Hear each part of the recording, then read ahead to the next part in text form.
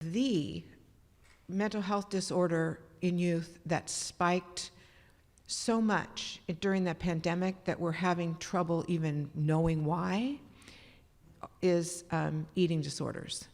We can kind of speculate that it could be from the isolation, all of those factors. We're trying to figure out why did the mental health disorder of eating disorders go up so high.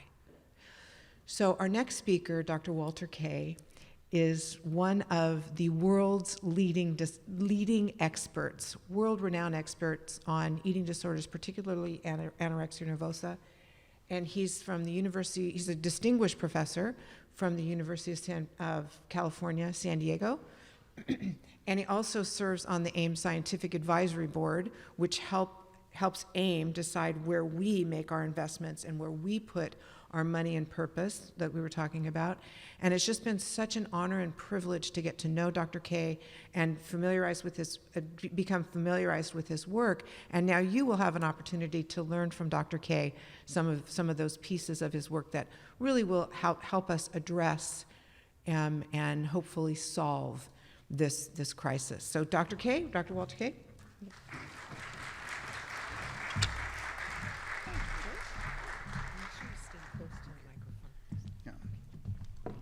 Well, thank you for the opportunity to present today. Can you hear me okay out there? I just want to make sure I'm speaking loud enough. Let me go ahead and I'm going to talk about new discoveries and treatment for anorexia nervosa and other eating disorders. We recently published a paper on a crisis for eating disorders. These are disorders that are relatively common. Anorexia affects about 1% of women, and bulimia nervosa about 1 to 3% of women. And with a very broad definition of anorexia and bulimia, binge eating disorder, and ARFID, which is avoidant restrictive food intake disorder, kind of very extreme picky eating. That's about 24 million people in the United States. And this is a group of people that have very costly medical morbidity. That is, they have medical consequences of these illnesses. You should know that these are disorders with a very high death rate.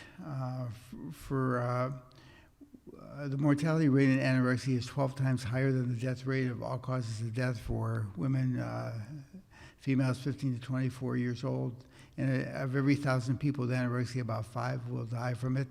And about 1.7 people out of 1,000 people with bulimia will die from it. And particularly for bulimia, alcohol and substance abuse disorders are very common.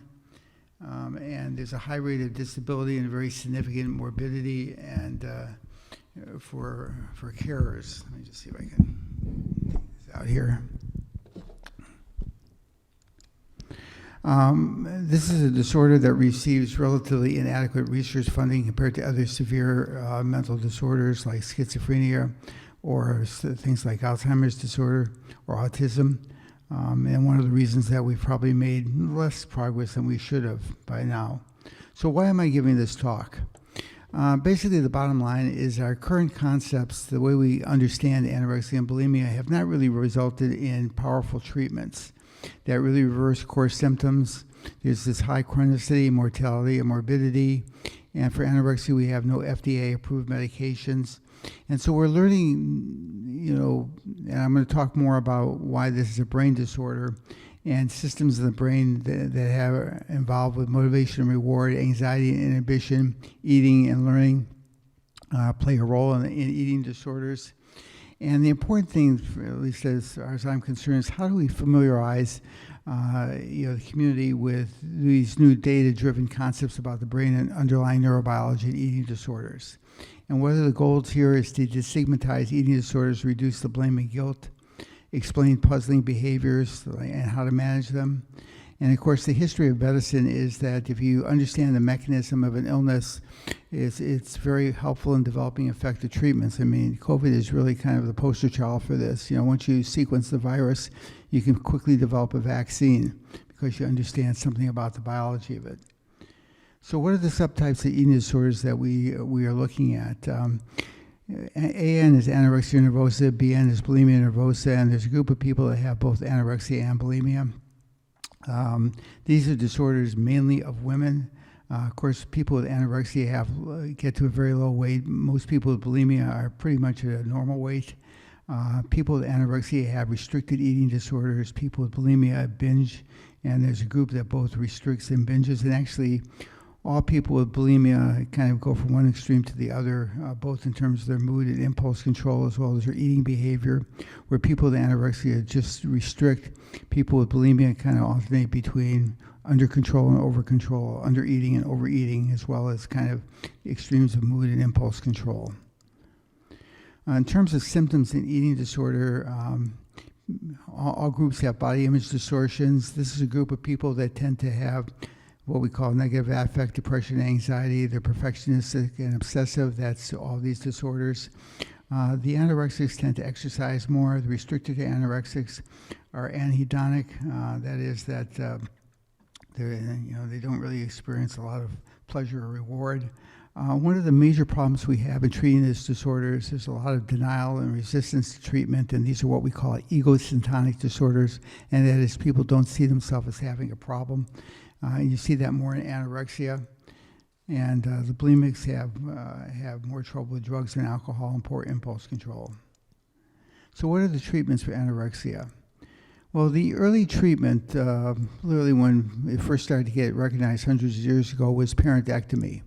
And, of course, as we've done in mental health over and over again, if we don't understand something, we tend to blame the family or maybe mom. And the treatment for anorexia was basically removing them from the parents. And, of course, this really didn't work very well. I'm going to talk a little bit more about the involvement of parents. We're now into kind of, at least in my career, first and second generation. The first generation was weight restoration. We'd usually hospitalize somebody with anorexia. We'd use some form of behavior modification, sometimes some medications that were kind of unproven and not usually very useful when people were underweight and malnourished. But if you put somebody in the hospital and you use these kind of techniques, you can get them to gain weight, but there was a very high relapse. And, after they leave treatment, in my experience, as many as, 75, 90% would lose weight and end up with anorexia again. So a second generation of treatments is to really kind of work on it with people, not hospitalizing them and trying various kinds of partial hospitalizations or outpatient to get them to weight restore and prevent relapse, and developing some specialized psychotherapies. I'm going to talk particularly about family-based treatment today. Controlled trials of various kinds of medication. One of the problems we have with medication is in humans, you can only use what's been FDA approved, and we know is reasonably safe. But there's been some new movements now to try various kinds of these medications in people with eating disorders. And the goal is response without hospitalization and reducing relapse. So the gold standard right now, if you have an adolescent with anorexia or a child, is what's called family-based treatment. And one of the things that's very confusing in our field is often we give things multiple names, and it's hard to really if you're not in the field, to understand what that means. But this is also called Maudsley treatment because it was developed at the Maudsley Hospital in London. And this is a treatment that really is the opposite of parentectomy. What we do is we work with families as allies. You basically say to them, look, this is a chronic disorder. It's likely your child may be ill for 5, 10, 15 years. Very few people have the resources to keep their child in the hospital for that period of time, and it's really essential that the family learns how to understand this illness and help to manage their child once they go back home and keep them eating and at a healthy weight. So we really take this on as an ally, and families as the ally, and involve them in treatment, and rather than blaming, because there really is no proof that the families caused anorexia. And I'll talk a little bit more about that. So this has been a relatively effective treatment, but it's a tough treatment. And I'm just quoting a bunch of studies that show, somewhere between 60 and 90% improvement over the course of this illness.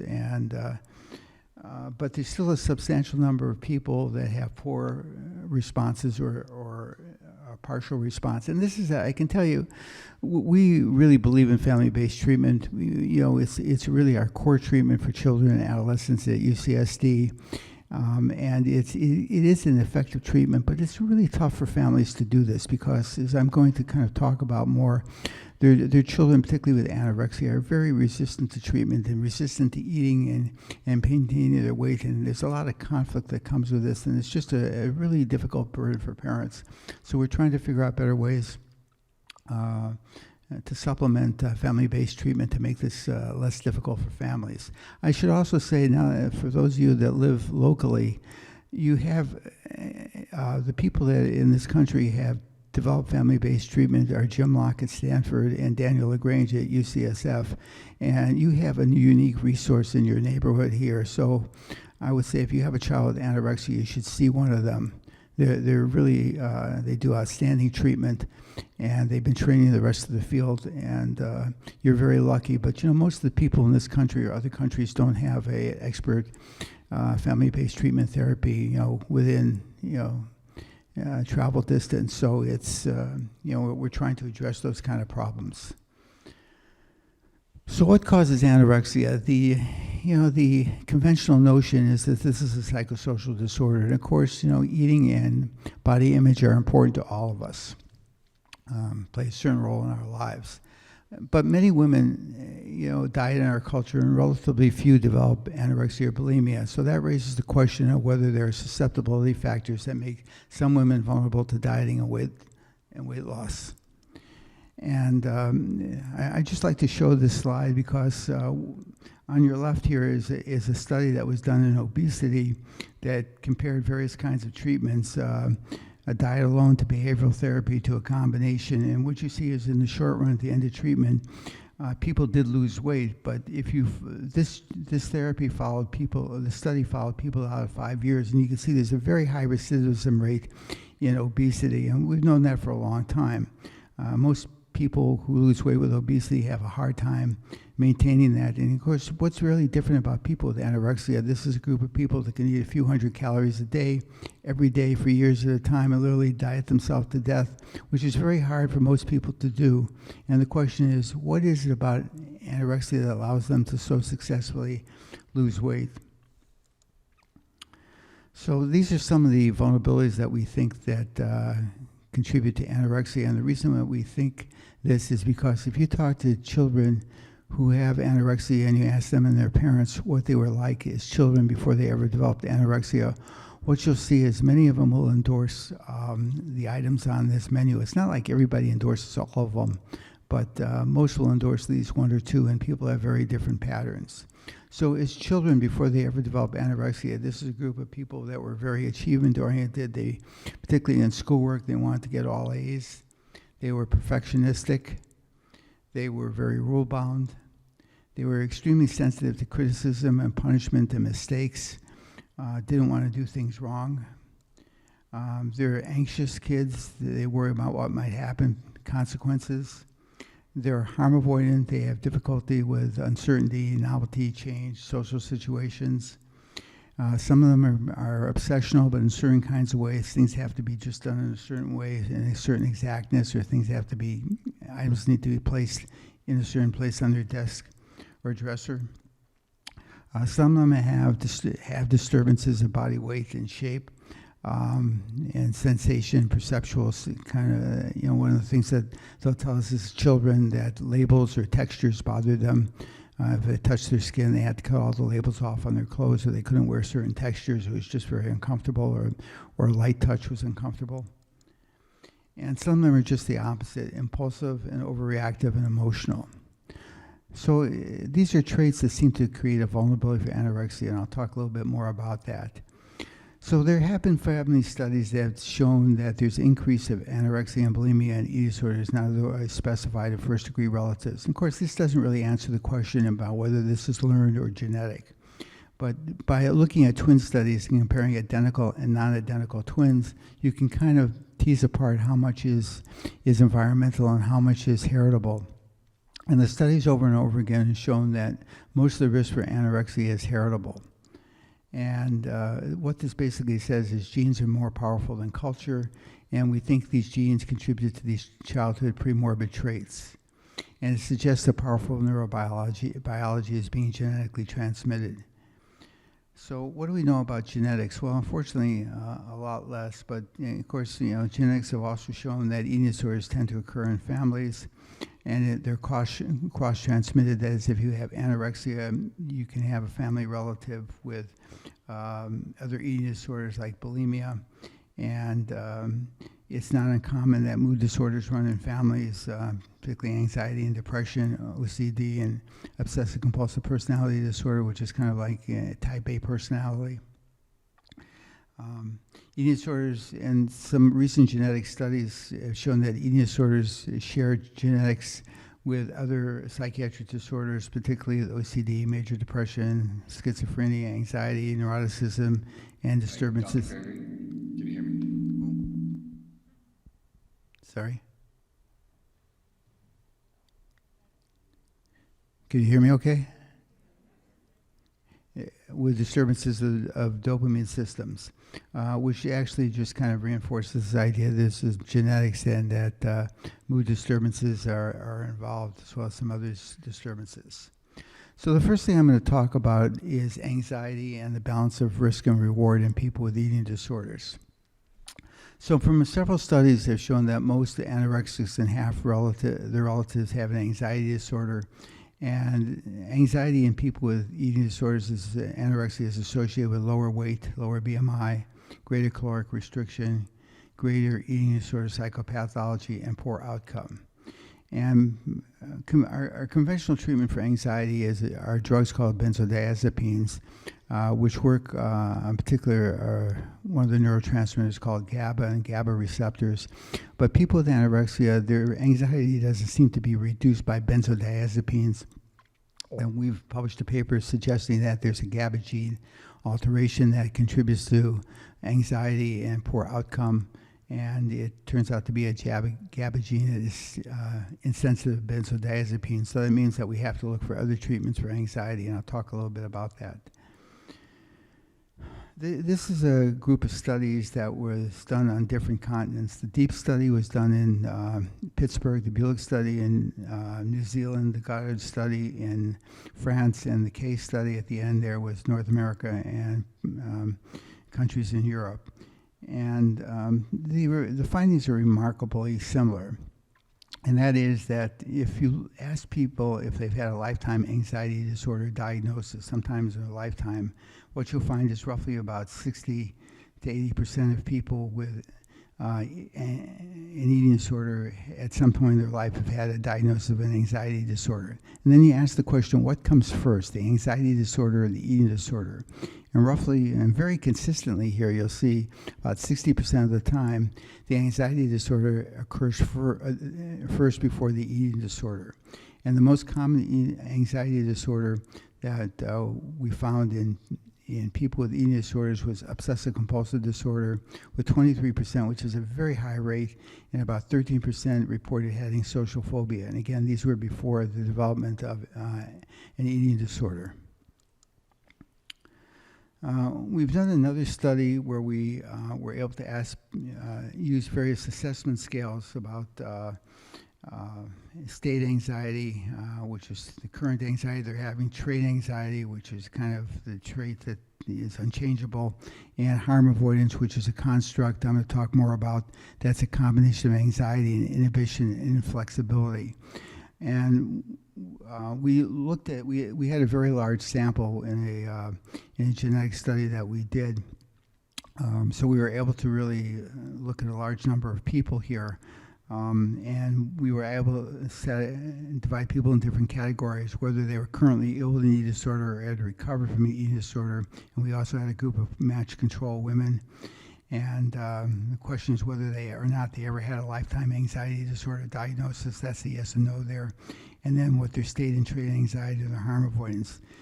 Now let me call your attention to this, which is that the group of people that had recovered and never had an anxiety disorder, even after recovery, had higher levels of anxiety and harm avoidance compared to the healthy control women, suggesting that this is a persistent trait and, potentially is pre-morbid, and I suspect that these are the traits that kind of contribute to these childhood list of vulnerabilities that I showed you earlier.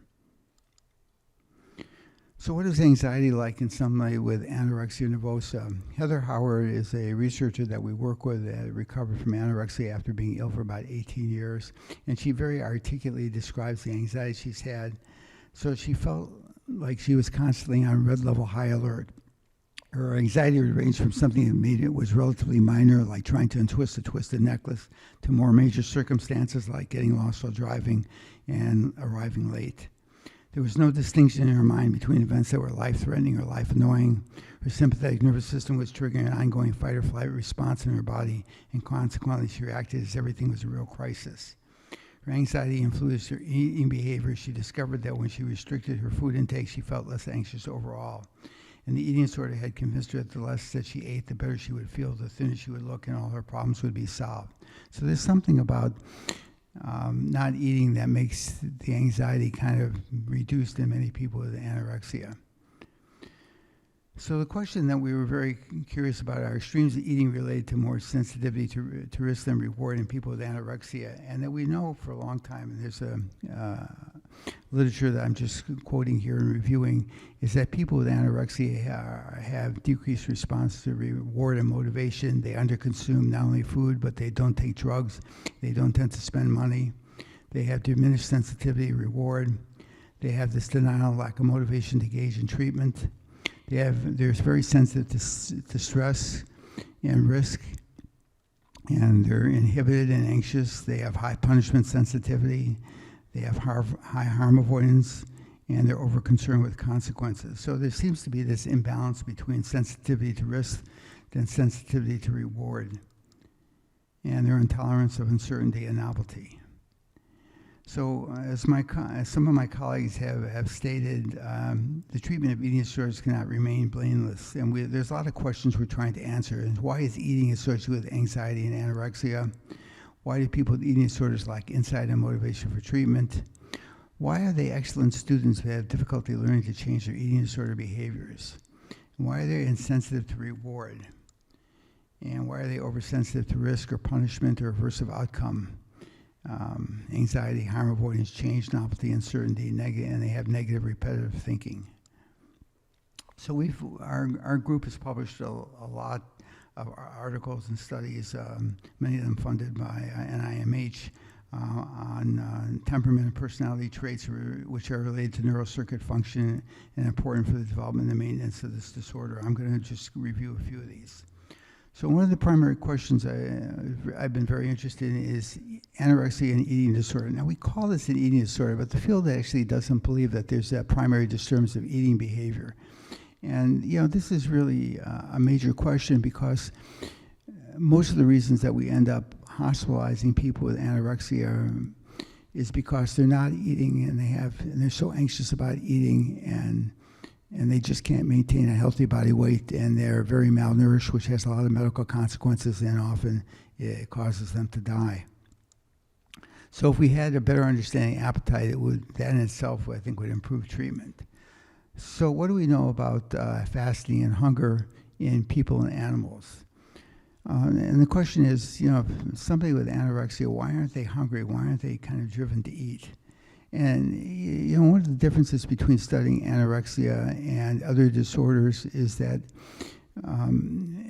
we think that the systems that control appetite regulation in animals are very similar to those in humans, and we can model these kind of things in animals and learn a lot about appetite regulation, and we do know a lot about it. So if you're hungry, what happens is regions in your brain that are associated with motivation and reward become more active, and regions in your brain that are important for kind of inhibitory self-control become less active. And so this actually changes people's behavior and animals' behaviors. So healthy humans are less risk-averse when they're hungry. We've known for a long time that if you starve an animal, they'll use more drugs of abuse. And this makes more sense because reward systems become more active and inhibitory systems become less active. And my mother used to say, don't go shopping if you're hungry because you'll buy things that you might not buy otherwise, unhealthy, high-caloric food. And so the question is, people with anorexia lose 20, 30 pounds, they should be hungry. Why aren't they responding to that hunger? Why isn't that driving? So what is different about eating behavior and anorexia? So let me just ask you, if you go without eating for a day or two, how do you feel? So what most people will say is that's uncomfortable. You'll feel kind of irritable and tense when you're hungry, and food becomes more rewarding. That first bite of food when you're really hungry tastes better. And it may still continue to taste very rewarding, but it's going to taste really good if you're very hungry. And what happens in people with anorexia is food is associated with anxiety and uncomfortable feelings just thinking about food or eating. And there's an anxiety-reducing characteristic to dietary restraint, or even can be empowering for some people with anorexia. And at the same time that they can't eat, they've got this kind of very interesting behavior where they're obsessed with food and distortions about how much they're eating, and they'll eat these low-calorie meals, but they'll cook for others and window shop for food, so that it's not that they ignore foods. They're obsessed with foods at the same time they can't eat. So we know that in other eating disorders, stress and anxiety and depression play a role in eating behaviors. People with bulimia, being stressed or anxious or depressed may trigger binge purge episodes, and in themselves, there's something about binge purge episodes that seem to reduce uncomfortable mood states. In people with RFID, avoidant restricted food intake disorder, they often have eating disturbances that relate to anxiety or pain or obsessions or textures or difficulty swallowing. And the take-home message is that people with eating disorders and their family members often have very different perspectives on eating behavior and how it makes them feel. And this is very frustrating for families because they don't really understand why their children with anorexia are just having such struggles with eating, and they're so anxious about it.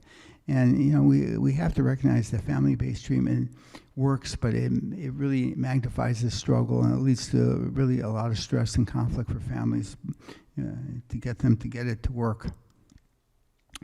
So, because these systems are similar in anorexics and animals, we ask the question: how do animals find food and avoid becoming food? If you're a rabbit living out there in the wild, you can live relatively safely in your hole in your den. But when you get hungry, what's going to happen is that's going to drive you to go out and seek food. It's going to motivate you to seek food. I'll talk a little bit more about that. But that's really very dangerous for animals. A rabbit lifespan in captivity is about 8 years. In the wild, it's less than a year. So some predator is eventually going to catch it and eat it. So animals really have to have systems in their brain that recognize risk and avoid predators, and inhibit that drive to eat even when they're very hungry. So what's different about rat and human brains? What's different about humans is we have a very large cortex, and that's this area in green here. And that makes us uniquely human, and at least to abstract thinking, be able to kind of predict what's going to happen, languages and reading and writing, and greater memory. But these subcortical areas in blue here, in this blue circle, are very similar actually in rats and humans. And this is a part of the brain that's very important for making appropriate decisions to satisfy our needs and navigate the world, and learn and sense from risk and reward, and find food and reproduce and stay alive and pass on your genes. So this is the area that we were particularly interested in looking at, and I'm going to try and avoid going into a lot of technical discussions about brain regions, but you can see here that these regions that we're pointing to are really underneath the cortex. These are the subcortical regions, and what they do here is that, let me go to the next slide here. So I've just kind of laid this out here.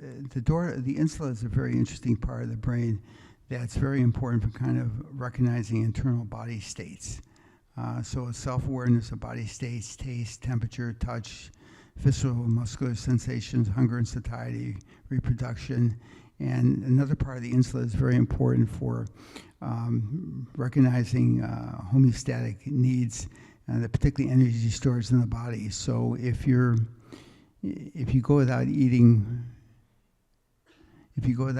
for a couple of days, you're going to send messages up to your brain that, through telling your body about your fat and carbohydrate stores, insulin and leptin, that are going to give you messages about need to eat, and that's going to drive motivation to eat. And there's other regions that report to the insula about emotions and valuation of foods and other things. And then this connects with the striatum. And the striatum is a very interesting part, and probably a part of the brain that mental health is ignored, because this is very important for kind of making selections about what we do. And so the striatum allows you to kind of pick one thing and act on it and carry out a motor activity and inhibit kind of competing kind of thoughts and actions. And we can't do everything at once. You have to decide on doing one thing at a time. So we published an article in the last couple of years on what happens in Hungarian women who are remitted from anorexia, and these are my colleagues here. And the way we did this study is we had people come into a research center on campus where they stayed for a couple of days. And one day we had them fast, the other day we had them eat normally, and we did brain imaging on them to look at the activity of this neural system. And we put a tube in their mouth and we gave them repeated taste of sugar water, which activates the system. And so we wanted to really see what the difference was between when people fasted and when they were normally fed. And we studied people who had recovered from anorexia. And the reason that we did that is that we assumed that if somebody was really malnourished or underweight with anorexia, that this system would be abnormal. So you could see even that people, the R is remitted anorexics, the CW is the control women, and the people who had remitted from anorexia still had mild to moderate elevations of harm avoidance and anxiety. So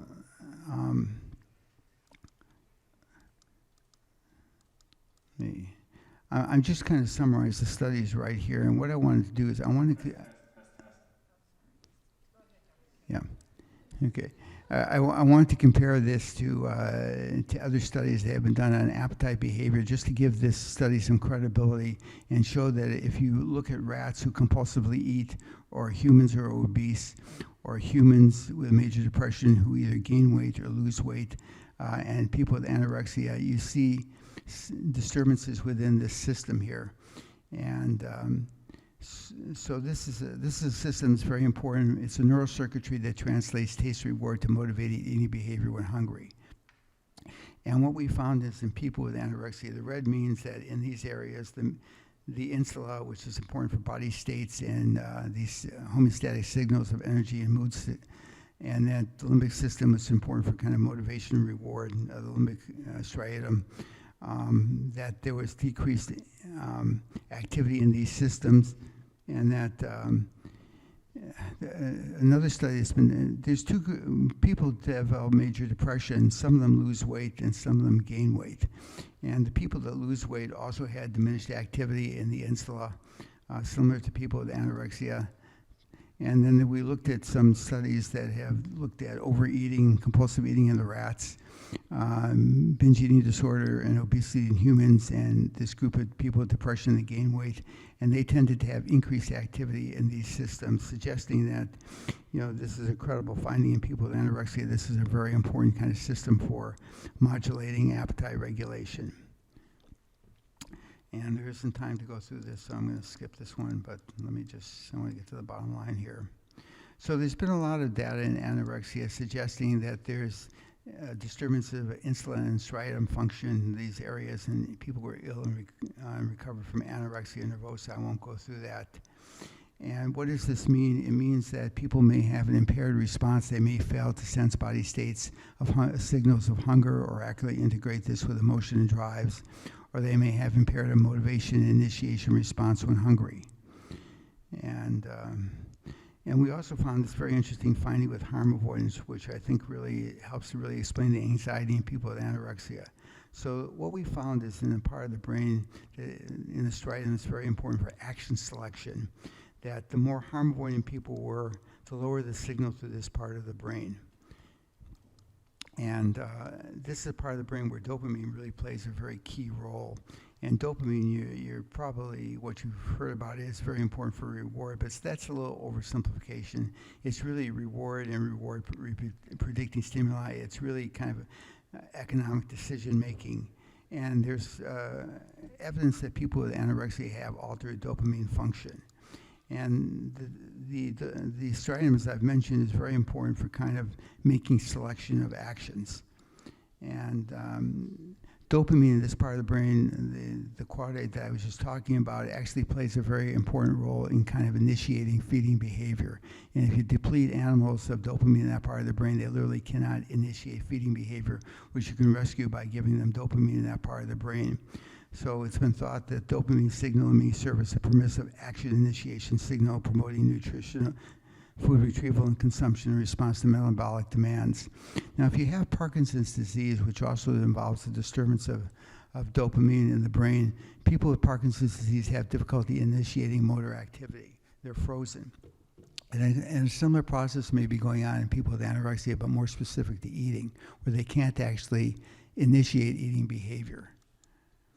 And we think that the dopamine D2 receptor is involved in this because the dopamine D2 receptor is very important for suppressing action, and other studies that we've done have shown a very high correlation between dopamine D2 receptor and harm avoidance in this exact same area of the brain.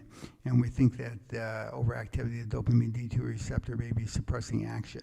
So I'm going to skip this. Let me skip this. I just want to get to...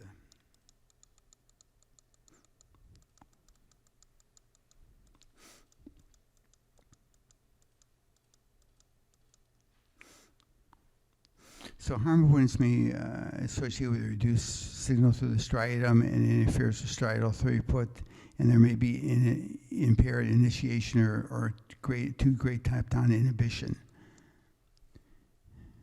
So why do people with anorexia have a lack of response to food when hungry? They can sense being hungry. I didn't show you that data, but they can't seem to translate this into initiation or motivation to eat. So this is a medical problem. And if you've ever treated somebody with anorexia and got them to eat, I mean, they're actually terrified of food. And I'm wondering if it goes beyond this and whether people with anorexia, their brain is miscoding food as risky.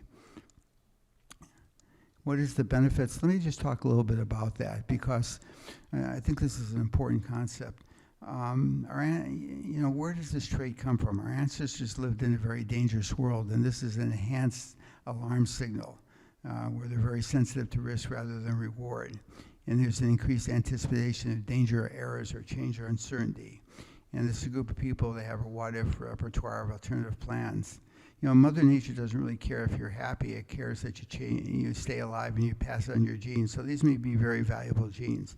So one of the things that we've really kind of noticed that when people recover from anorexia, they actually may have unfair advantages, and they do very well in certain professions that reward achievement orientation, paying attention to details, concerns about consequences, self-discipline, things like medicine, engineering, research, finance, and they tend to be at the top of their field. So these are very valuable traits, and since these seem to persist after recovery, people with anorexia must learn ways to kind of compensate for them and use them in beneficial kinds of ways. And so this is leading to more innovative therapeutic approaches. What I've done here is psychoeducation, which is helpful for the parents, but doesn't really, I think, help people with anorexia. It doesn't really make them feel better. We're looking for medications that reduce anxiety, and working on more constructive coping strategies for motivation, initiation of eating, contracting sensitive to punishment, high structure, internal predictor of events. I'm running out of time here, but let me just mention that we're using a medication that acts on the D2 receptor. It's called aripiprazole or Abilify. And so far there's just open case studies, but these studies tend to suggest that they reduce distress around eating, and in use with, in combination with SSRIs, can be helpful in terms of reducing anxiety, depression, core eating disorder symptoms, and lead to greater weight gain than treatment as usual. And there's been one controlled trial of this class of medications, olanzapine, which is it's relatively similar but not quite the same medication, showing that it results in modest weight gain in people with anorexia. So we're starting to make some progress here. What about innovative therapeutic approaches? Well, One of the things that we're very interested in is coming up with constructive coping strategies. So we've developed a therapy called temperament-based treatment, which is helping people with anorexia, and their families. Well, let me just show the next one. Mostly has certain limitations. Aside from this group, they have poor or partial response. It's really designed for adolescents working with and children working with their families. It does not reverse temperament or personality. It doesn't really give families specific guidelines for managing temperament and behavior. So this is really a supplement treatment that we think is adding to family-based treatment. And instead of trying to change these temperament traits, which is very hard for people to do, it gives people strategies to learn to manage these traits. And people with anorexia do this by themselves. If you go to our program, you'll see on the wall all kinds of sayings. And I won't let a number on a scale own me. You cannot trust something that wants to kill you. And I think people with anorexia are getting messages from part of their brain that's kind of misleading them and giving, telling them to feel certain ways that they just don't really understand, and they're using their cortical abstract thinking to actually kind of come up with compensatory strategies. So we thought we'd kind of build on this. This undersensitivity reward, oversensitivity punishment, we're teaching parents behavioral contracting, which is to, instead of using reward, is to use consequences. And it's not that we want to punish people with anorexia, it's just that they tend to pay more attention to consequences. And if you can get people with anorexia to agree ahead of time on the consequences if they don't eat and maintain their weight, this can be very effective. Anxiety is very difficult to kind of manage, but we're teaching parents skills to manage anxiety, effective prompting, redirecting, distraction, and the fact that they do poorly with kind of unpredictability and ways to kind of manage that. And we're also working on better ways to kind of manage restricted eating behavior. So what we're doing with this, and thanks to AIM for supporting this, is we're taking this TBT and we're putting in an online digital video platform, and we've made about 40 videotapes so far that is a whole kind of treatment approach.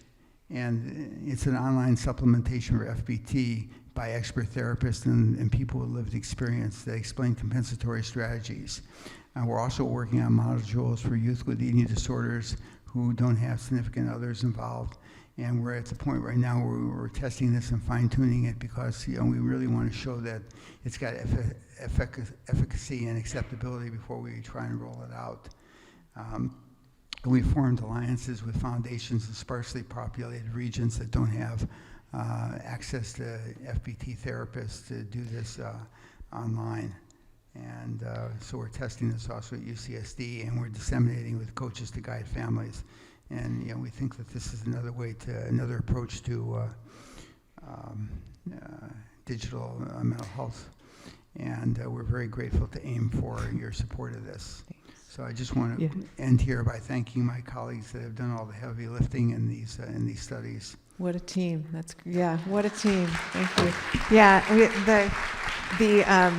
the collaboration, Dr. Kaye, with you and Stanford around creating videos for parents to really have a place to go that's really safe. We really appreciate your work. And I did learn a new term, parentectomy. But thank you so much. Thank you so much. Thank you, Dr. Kaye.